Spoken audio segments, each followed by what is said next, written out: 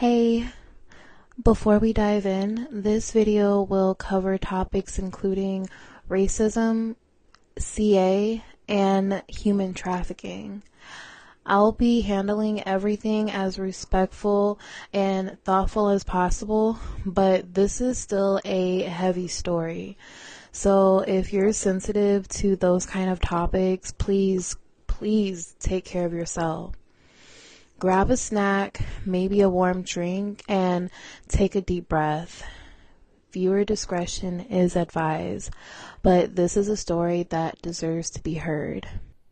How far would someone go to look like a hero while hiding pure evil behind closed doors? In the peaceful hills of Sissonville, West Virginia, a story was quietly unraveling.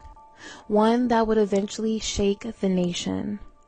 On the outside, they look like a kind, older couple, living on a modest farm, smiling at their neighbors over the fence, keeping to themselves.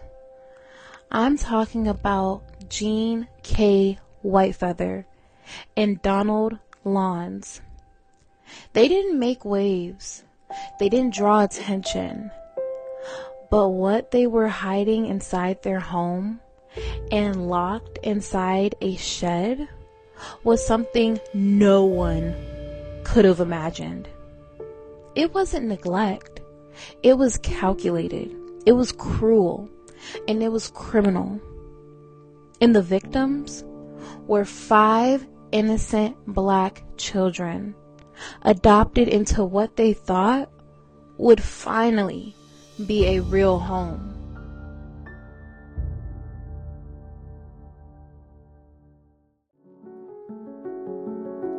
Hi, welcome back to Rose Culture, where we take deep dives into true stories that shape our world, from true crime to untold history and everything in between.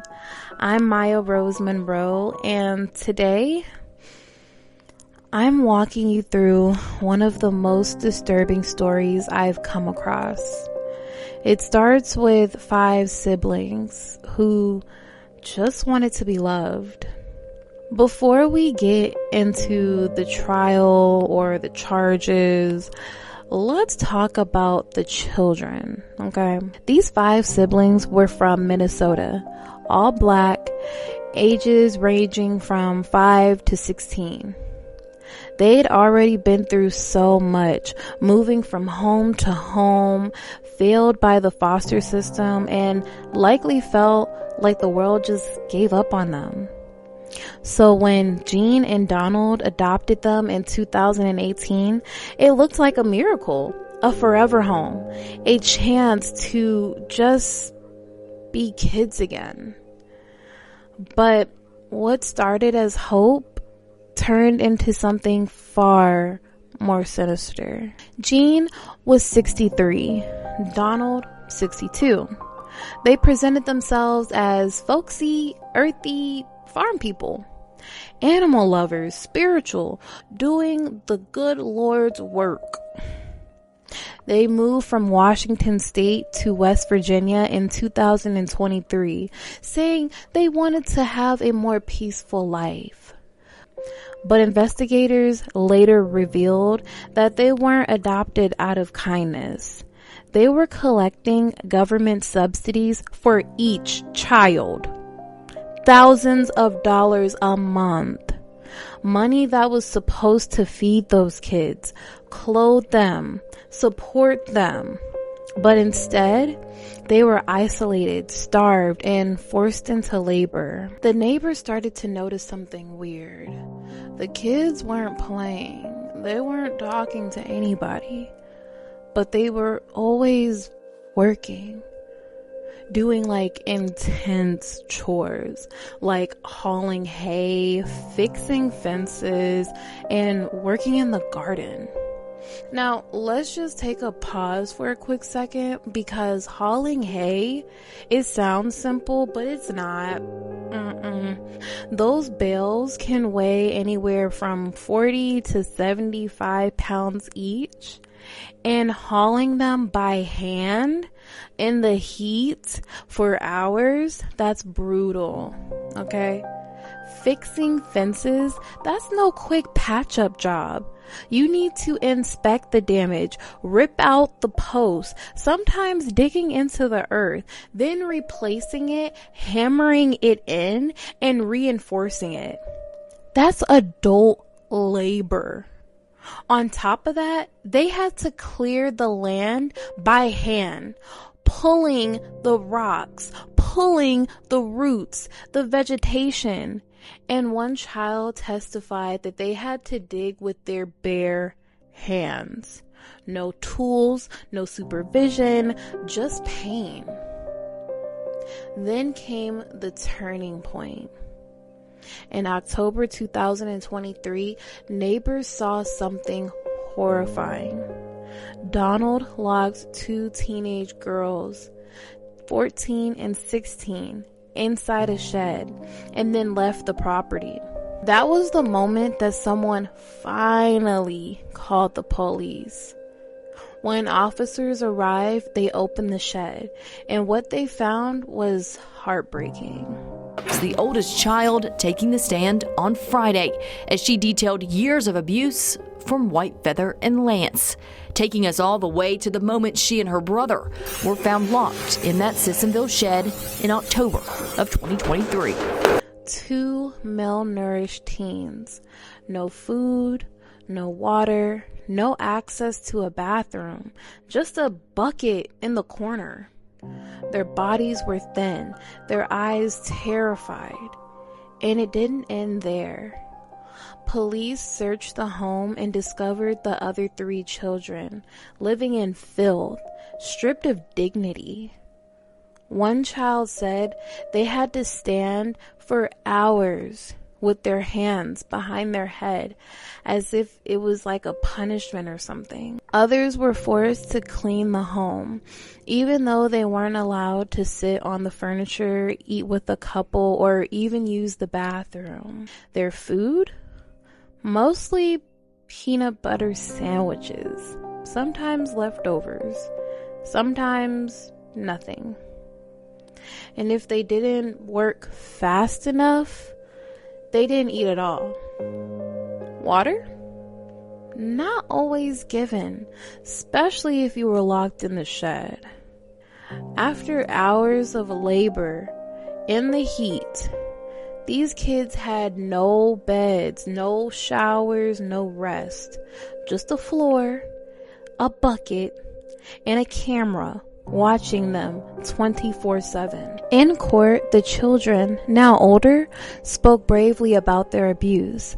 They described being dragged, whipped, starved, and called racial slurs. Lance and Whitefeather kept motion-activated Arlo cameras on the children, one in the shed on the 14-year-old boy and 16-year-old girl. One of the girls said, "You are an actual definition of a monster. We weren't just abused, we were tortured." Another child asked the judge if the couple could stand in court with their hands behind their head, just as the kids were forced to do for hours. The judge denied the request, but instead kept a photo of the children doing that exact thing visible throughout the trial. The most heartbreaking part of this, some of the kids still refer to Jean as Mom, because despite everything, they still want to believe she loved them. When Jean and Donald were given the chance to speak, Donald simply said he loved the children. Jean said, "I've made mistakes, but I never did anything intentionally to hurt them." Wow. No apology, no remorse, no accountability. The judge sentenced Jean to 215 years in prison. Donald, 160 years. They were also ordered to pay $280,000 each to the children. And as the judge said, "You brought these kids to West Virginia, what I know as almost heaven. And now you put them through hell. this court will now put you in yours. Now we ask, who failed these children? Was it the adoption agency? Was it the school system who didn't follow up when they stopped attending? Was it the neighbors who noticed something but maybe didn't speak up soon enough? Could any of this have been prevented? According to court records, the couple even blamed the realtor. Yeah, the one that sold the house to them, saying the house wasn't secluded enough for them to continue their abuse in peace. That should tell you everything you need to know about their mindset. And online, people are furious. Some are calling for adoption reform. Others are questioning how 5 vulnerable Black children were placed in a white home without cultural awareness, proper checks, or follow-ups. Was racism a part of this story? And I'm not just saying the slurs, but I mean in the systemic failure that allowed it to happen. I want to know what you think. Who failed these kids? What could have been done differently? How do we not only hold the abusers accountable, but also the systems that enabled this to happen? Let's talk about it. Please comment below with your thoughts, questions, or perspectives. That'll be awesome. If you want to be a part of this space where we shine light on the darker corners of our culture, don't forget to hit that subscribe button. I post deep dives regularly, and if there is a case, a story, or a topic you want me to cover next, drop it in the comments or message me directly. I'm always listening. Thank you for being here. Thank you for honoring these kids by listening to their story. My name is Maya Rose Monroe, and this is Rose Culture. Bye. God